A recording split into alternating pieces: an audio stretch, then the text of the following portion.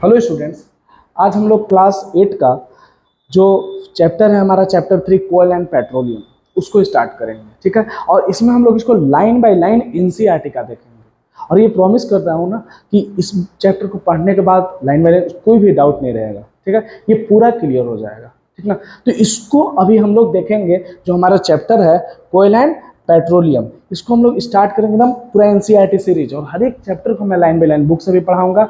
इसका पीपीटी भी वक्त से बनाता हूँ, उसको भी आप वीडियो देख सकते हो प्ले लिस्ट में जाकर, तो सारा चेक करना। ठीक है, ओके। तो अब हम लोग स्टार्ट करते हैं कि we use a various material for our basic need. हम लोग अपने बेसिक नीड मतलब अपने जरूरतों को पूरा करने के लिए बहुत सारे चीजों को यूज करते हैं। ठीक ना, बहुत सारे चीजों को अपने बेसिक नीड पूरा करने के लिए यूज करते हैं। तो जैसे जैसे क्या क्या यूज करते हैं, some of them found in a nature and some are the man made. कुछ ऐसे होते हैं जिसको हम लोग फाउंड करते हैं नेचर में, जो नेचुरली मिल जाए हम लोगों को। और कोई ऐसा चीज है जैसे मैन मेड ना, man made, made by man, manufacture, जैसे गाड़ी, ये सब जो भी आप देख सकते हो, फैन देख सकते हो, लाइट देख सकते हो, ये सब क्या है, मैन मेड है। और जैसे सनलाइट, ये सब है, ये सब भी तो हमारे जरूरतों को पूरा कर रहे हैं, नीड को पूरा कर रहे हैं। प्लांट हो गए, एनिमल हो गए, तो ये सब भी हमारी जरूरतों को पूरा कर रहे हैं, तो वो क्या हो गए, नेचुरल हो गए। तो हम लोग क्या बोल रहा है कि वी यूज वेरियस मटेरियल। हम लोग मैनमेड मटेरियल का भी यूज करते हैं जिसको आदमी बनाता है, और उस चीज को भी यूज करते हैं जो हम लोगों को नेचर ने दिया है। ठीक है, तो आगे क्या देखते हैं हम लोग इसमें। आपको इस एक्टिविटी में बताना है ना मेरा बच्चा, कौन सा चीज आप डेली लाइफ में यूज करते हो जो मैनमेड है और जो नेचुरली है। तो ये आप लोगों का होमवर्क है, इसको जरूर बताऊंगा। बहुत सारा चीज लिख सकते हो इसमें। ठीक ना, नेक्स्ट देखते हैं हम लोग। तो क्या बोल रहा है इसमें, देखो एक एक लाइन देखेंगे। Does this list include the air water soil mineral. Air water soil ये लिस्ट में किधर आएगा, नेचुरल की तरफ आएगा। और अगर दूसरा बात करें हम लोग, जिसको हम लोग नेचर से ऑब्टेन करें, तो जिसको हम लोग नेचर से ऑब्टेन करते हैं, जो हमारे रिसोर्सेज का मतलब क्या होता है, नीड, जो हमारे जरूरतों को पूरा करे उसको क्या बोलते हैं, रिसोर्सेज। ठीक है, जो हमारे नीड्स को सेटिस्फाइड करे। तो क्या है, since all this the obtain from the nature they are called natural resources.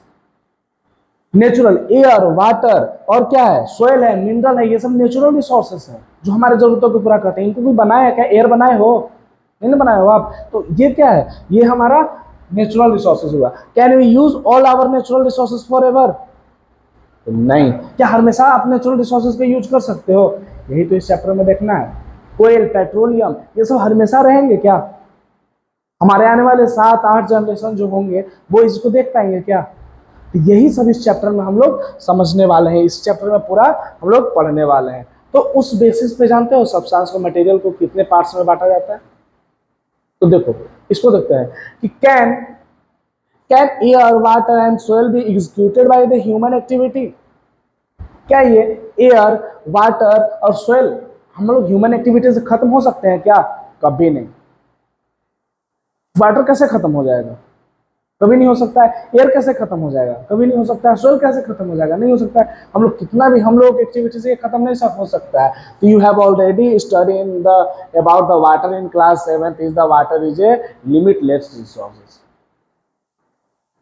समझे, क्लास 7 में पढ़े कि लिमिटलेस है, बहुत ज्यादा वाटर है, वाटर कभी खत्म ही नहीं होगा। हाँ, फ्रेश वाटर का स्केर्सिटी है, फ्रेश वाटर आपको अच्छे से नहीं मिल पाएगा, उसके लिए बहुत काम है। लेकिन देख लो समुद्र में पानी भी तो पूरा भरा हुआ है, लैंड से ज्यादा तो वाटर है, अर्थ पे सबसे ज्यादा तो वाटर ही है कि नहीं। तो ये देखते हैं, तो उस बेसिस पे कि कौन सा सब्सटेंस हमेशा रहेगा कौन सा नहीं रहेगा, उस बेसिस पे सब्सटेंस को 2 पार्ट में बांटा जाता है। ये बहुत ज्यादा भाई इंपॉर्टेंट है, कितना कहा जाए कि इंपॉर्टेंट है।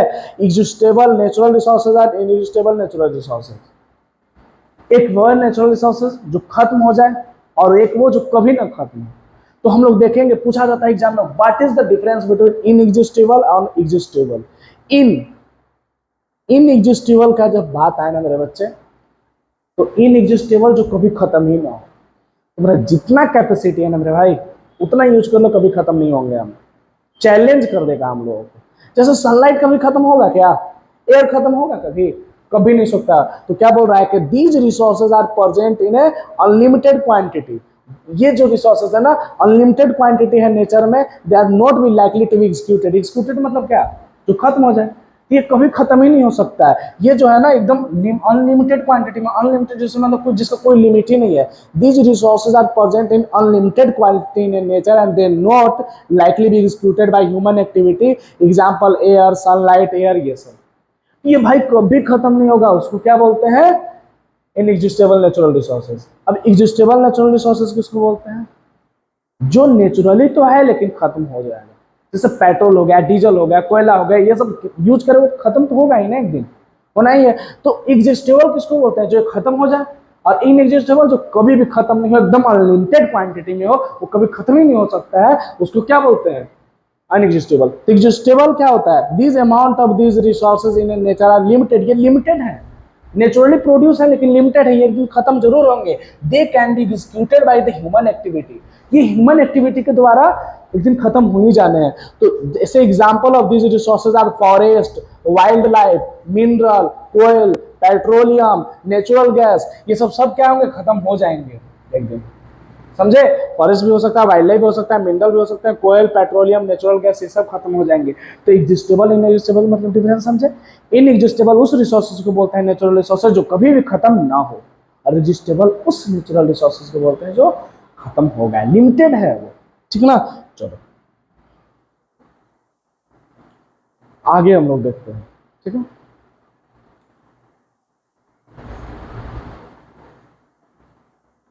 देखिए ये एक्टिविटी भी बता ही दे रहा हूँ ना। एक्टिविटी ऐसे देखो, टेक बोल क्या रहा है एक्टिविटी में, समझो। नहीं तो बोलो कि सर ने एक्टिविटी को आप कर दिया। जिसको एक्टिविटी नहीं पढ़ना होगा एक्टिविटी वाला पार्ट स्किप कर देना। Take a some container fill with them the popcorn, peanuts, roasted gram and toffees.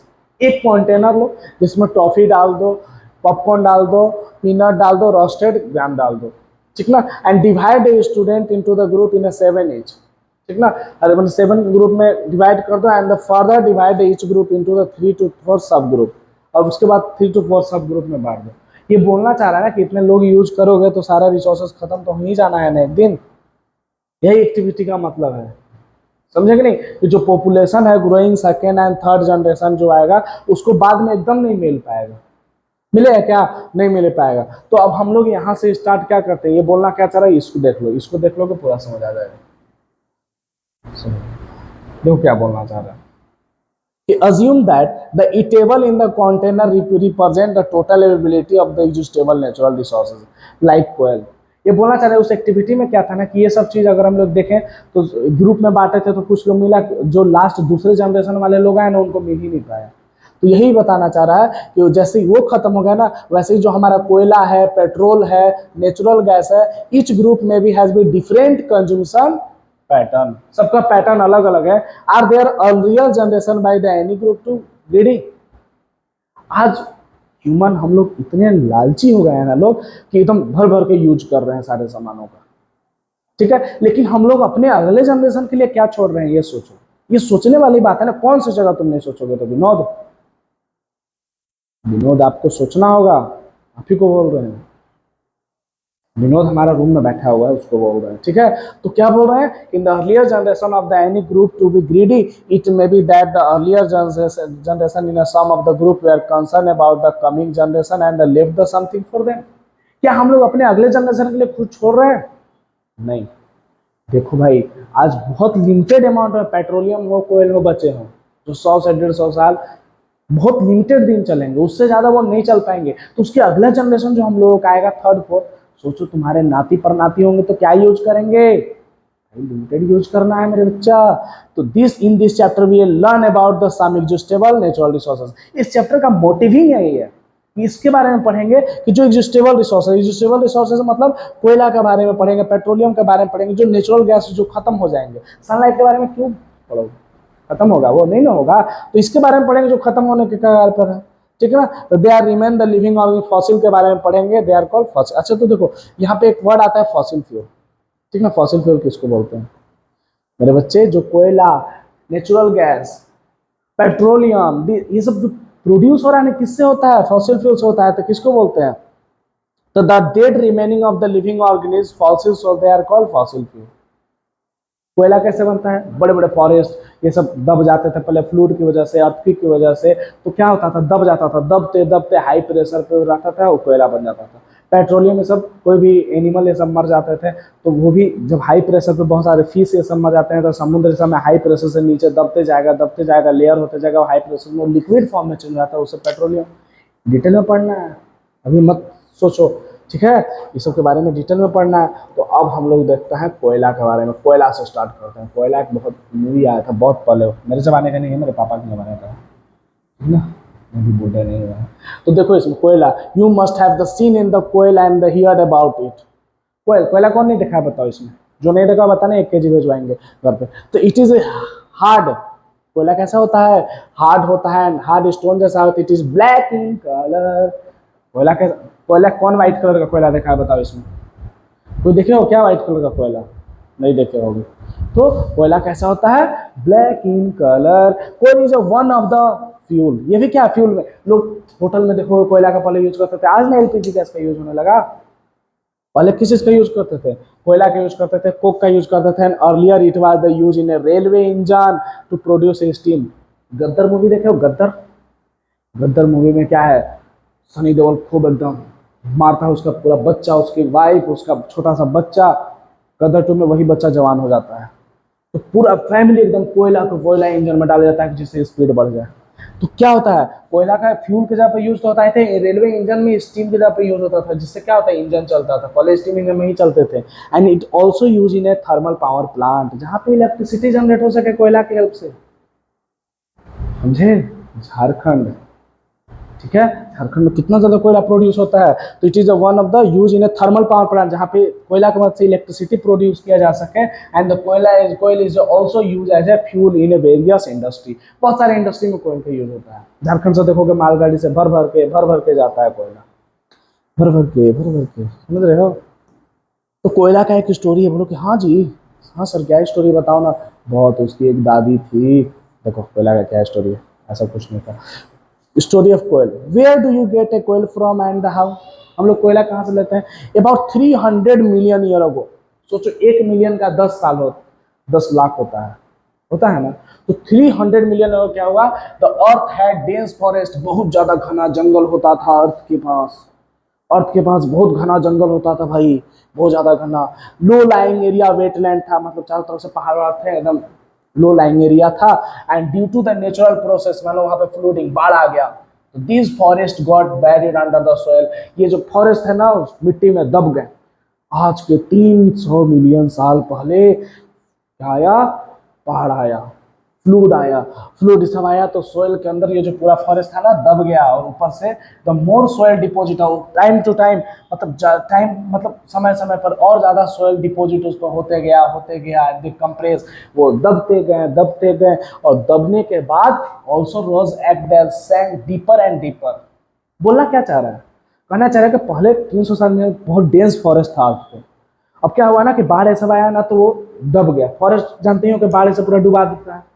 अब जब डूब गया मर गया तो क्या हुआ, ऊपर से डिपॉजिट जानते हो ना कि टाइम टू टाइम आप एक क्या करो, एक सामान को बाहर रोड पर रख दो, अब देखो कि 24 घंटे बाद कितना उस पर धूल जम जाता है।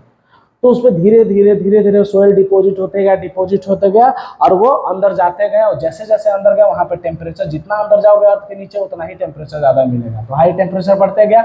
और जो dead plant get converted into the slowly convert into the coal, समझे। मान लो कि यहाँ पे क्या था, पूरा जंगल है, अब ऊपर से आया बाढ़ आया, पूरा कवर कर दिया, ये सब बेचारे, ऊपर से मिट्टी डिपॉजिट होते गया, दबते गए हाई टेम्परेचर में। ये जो प्लांट थे ना, ये किस चीज में टेम्परेचर में, ये हाई टेम्परेचर में कोयला में चेंज हो गए, कोयल में चेंज हो गए। This coal contain a mainly carbon. कोयला में कोई पूछेगा कोयल में क्या होता है सर, कौन सा एलिमेंट होता है, कार्बन होता है, कार्बन एक एलिमेंट है, बहुत सारा चीज इससे बनता है। They are slowly process conversion of dead vegetation into a coal is called carbonisation. ये प्रोसेस आता है भाई, देखो हमेशा पूछा जाता है एग्जाम में, याद रख लेना विनोद, नहीं याद रखोगे फिर बहुत फोड़ देंगे। तो क्या बोल रहा है कि the coal contain a mainly carbon, carbon होते हैं इसमें, ठीक है, मेनली एक एलिमेंट होता है कार्बन, बहुत सारी चीजों में होते हैं। तो ये समझो कि the slow process of conversion, देखो बहुत स्लो प्रोसेस है ना, बहुत मिलियंस ऑफ ईयर में होता है, तो बहुत स्लो प्रोसेस है। तो मेन पॉइंट यहाँ देखो क्या बोलना है कि कन्वर्जन ऑफ डेड वेजिटेशन जो फॉरेस्ट है, वेजिटेशन मतलब क्या, प्लांट्स। तो जो डेड वेजिटेशन है, फॉरेस्ट थे, प्लांट थे, वो जब कोयल में चेंज हो जाते हैं तो उनको क्या बोलते हैं? कार्बोनाइजेशन। जब वेजिटेशन चेंज इनटू कोयल, इसको कार्बोनाइजेशन बोलते हैं। जब डेड वेजिटेशन आपका कोयला में चेंज हो जाए, कोयल में चेंज हो जाए, उस प्रोसेस को कार्बोनाइजेशन बोलते हैं। Since it was the format from the remain of the vegetation, coal is also called a fossil fuel. Coal को आल्सो क्या बोलते हैं मेरे बच्चे? Fossil fuel. कोयल को क्या बोलते हैं मेरे बच्चे? Fossil fuel. क्या बोलेंगे? Fossil fuel. ठीक ना। And coal mine is shown in a figure. चलो कोयल माइन देखते हो। देखो कोयल माइन देखे हो, जहाँ पे कोयला निकाला जाता है। बहुत सारा मूवी है भाई उससे रिलेटेड, देख लो कोयल माइन, यहाँ से कोयला निकाला जाएगा, समझे। अब देखो कोयल माइन उसको कहते हैं। तो इसमें क्या है, आगे आगे हम लोग देखते हैं। ठीक है, तो देखते हैं कि वेन, सुनना, वेन हीट इन एयर, कोयला को देखो तो जलाते हो तो धुआं निकलता है सर, बहुत धुआं निकलता है व्हाइट व्हाइट कलर का। हाँ, तो जब कोयल एयर में जलता है ना तो कार्बन डाइऑक्साइड गैस प्रोड्यूस करता है। जब कोयला को एयर के प्रेजेंस में जलाओगे तो क्या प्रोड्यूस करेगा? Carbon dioxide gas. जो धुआं होता है ना वो कार्बन डाइऑक्साइड गैस होता है। लेकिन कोयला इज प्रोसेस इन इंडस्ट्री, और जानते हो बिना एयर के प्रेजेंस में जब कोयला को जलाओगे ना तो जानते हो क्या क्या मिलेगा? कोक, कोयल टार, कोयल गैस, ये सब प्रोड्यूस होते हैं। बोलोगे सर बिना एयर के जलाया जा सकता है? हाँ, फैक्ट्री में जलाया जाता है बाबू, बिना एयर के प्रेजेंस के उसको जलाया जाएगा। एयर के प्रेजेंस में जलेगा तो राख बन जाएगा। तो जब कोयला, राख कब बनता है? जब एयर के प्रेजेंस में जलता है तो कार्बन डाइऑक्साइड का प्रोड्यूस होता है। लेकिन जब कोयला को प्रोसेस किया जाता है इंडस्ट्री में, बिना एयर के प्रेजेंस में उसको जलाया जाता है, तो उस समय क्या होता है? It get the some useful product. क्या क्या मिलता है हम लोग बिना कोयला को बिना एयर के प्रेजेंस में जलाएंगे तो कोक मिलेगा, कोयल मिलेगा, कोयल टार और कोयल गैस। और बोलोगे सर ये सब क्या होता है? दिखा रहे हैं, बहुत इंपॉर्टेंट यूज है भाई। वो इतना यूज है तो हम तुमको क्या बताएं। तो कोक का क्या यूज है? Coke, it is a tough, tough होते हैं पोरस, छोटे छोटे ऑल टाइप के उसमें होंगे, पोरस होंगे, एंड ब्लैक सब्सटेंस होते हैं। टफ हार्ड होते हैं, पोरस होते हैं, छोटे छोटे हॉल होंगे, और ब्लैक सब्सटेंस होते हैं। It is an almost pure form of carbon. Coke जो होता है ना, प्योर फॉर्म ऑफ कार्बन होता है almost. And the Coke is use in manufacture of the steel. Steel बनाने में इसका यूज होता है। किस में यूज? इन मैन्युफैक्चर, स्टील बनाने में इसका यूज होता है, स्टील को मैन्युफैक्चर करने में। And in extraction of many metal. बोलोगे sir extraction of many metal मतलब क्या होता है? एक्सट्रैक्शन ऑफ मैनी मेटल मतलब होता है ना मेरे बच्चे कि बहुत सारा मेटल को जो हम लोग अर्थ क्रस्ट से निकालते हैं ना, उसी को बोलते हैं। तो क्या देखें कोक के बारे में? कोक एक टफ सब्सटेंस होता है, पोरस होते हैं, ब्लैक सब्सटेंस होते हैं, almost pure form of carbon होता है। इनका यूज होता है इंडस्ट्री में, क्या बनाने में? स्टील बनाने में, बहुत सारे मेटल को एक्सट्रैक्ट करने में, मेटल को अर्थ क्रस्ट से बाहर निकालने में। ठीक है, अब देखो कोयल टार, इसका रोड इसे बनाने में बहुत यूज होता था। It is a black thick liquid, बहुत गंदा होता है, ब्लैक कलर का काला एकदम थिक लिक्विड, मोटा गढ़ा सा लिक्विड होता है, गड्ढा गढ़ा सा एकदम dense, and with the unpleasant smell. बोले ना अनप्लेसेंट मतलब जो बहुत गंदा स्मेल करे। क्या होता है? Black thick liquid with the unpleasant smell. It is a mixture. अब देखो इसमें जानते हो कोयल टार में बहुत सारे चीजों का मिक्सचर होता है। अबाउट 200 सब्सटेंस, बताओ विनोद, 200 सब्सटेंस से ज्यादा, मतलब मैंने आसपास सब्सटेंस मिलकर कोयल टार बनते हैं। And the product obtained from the coal tar are used for starting a material for the manufacturing a various substance use in everyday life in a industry. क्या कहना चाह रहे हैं सर? क्या इतना इंग्लिश पढ़ दिए? देखो ना भाई, क्या बोलना चाह रहा है कि कोयल जो टार है ना वो 200 सब्सटेंस से मिलकर बना है, मतलब अबाउट। एंड इसके जो प्रोडक्ट ऑब्टेन होते हैं ना कोयल टार के, वो बहुत सारे चीज में यूज होते हैं। कोयल टार के प्रोडक्ट बहुत सारे चीज में यूज होते हैं। जैसे किस चीज में सर? सिंथेटिक डाई, डाई मतलब जो कलर वलर होता है ना उसमें यूज होते हैं कोयल टार से। ड्रग्स, बहुत सारे दवा इससे बनते हैं, एक्सप्लोसिव बम ये सब बनेगा। परफ्यूम बनते हैं, परफ्यूम मारते हो ना? हाँ सर, बिना नहाए ठंडा मार हमेशा मारते हैं। ठीक है, plastic, paint, photographic material, roofing material, ये सब किस से बनता है? कोयल टार से। तो बहुत सारा इसका यूज है सिंथेटिक डाई बनाने में, ड्रग्स बनाने में, एक्सप्लोसिव बनाने में, etc। And interestingly naphthalene balls जो होता है ना, रिपेल मॉथ से सब इंसेक्ट सबको मारता है, नहीं आने देता है, वो सब इसी से, क्योंकि इतना इसका गंदा स्मेल होता है कि कौन इसके पास जाएगा। जाओगे आप? नहीं जाओगे। तो दिस डे बिटुमिन, कोयल टार के जगह पर आज बिटुमिन का यूज होता है, पेट्रोलियम प्रोडक्ट का, in place of a coal tar. Road ये सब में बनाने में यूज होता है। कोयल गैस क्या होता है सर मेरे बच्चे? Coal gas is obtain in during the process of coal to get a coke. Coal को कोक बनाने में, मतलब बिना ऑक्सीजन का प्रेजेंस में जब जलाते हैं ना, तब वहां पे कोयल कोयल गैस ऑब्टेन होगा, इट इज यूज, बहुत ज्यादा यूज होता है। Coal gas was use for the street lighting in first time in London. London में स्ट्रीट लाइट जलाना था ना, रोड लाइट होता है ना 1810 में, तब उसको जलाने के लिए यूज हुआ था। और बहुत सारा इसका यूज है। क्या यूज है sir? As a fuel in a many industry. Many industry में इसका यूज होता है फ्यूल, जैसे near the coal processing plant, जहाँ पे किस चीज का यूज होगा इसका, ठीक है। देखो बता रहे हैं। अच्छा देखो किस चीज में यूज होगा, कोयल गैस का यूज होगा। Coal gas is use in a fuel, as a fuel, fuel की तरफ यूज होगा इंडस्ट्री जो सिचुएटेड होंगे कोयल प्रोसेसिंग प्लांट में। इस वीडियो में इतना ही तक। अगले वीडियो में हम लोग इस चैप्टर कंप्लीट कर देंगे। इसको लाइक करो, सब्सक्राइब करो और इसको दोस्तों तक भेजो। एनसीईआरटी के एक एक चैप्टर को बताएंगे इसमें, ठीक ना। Okay bye.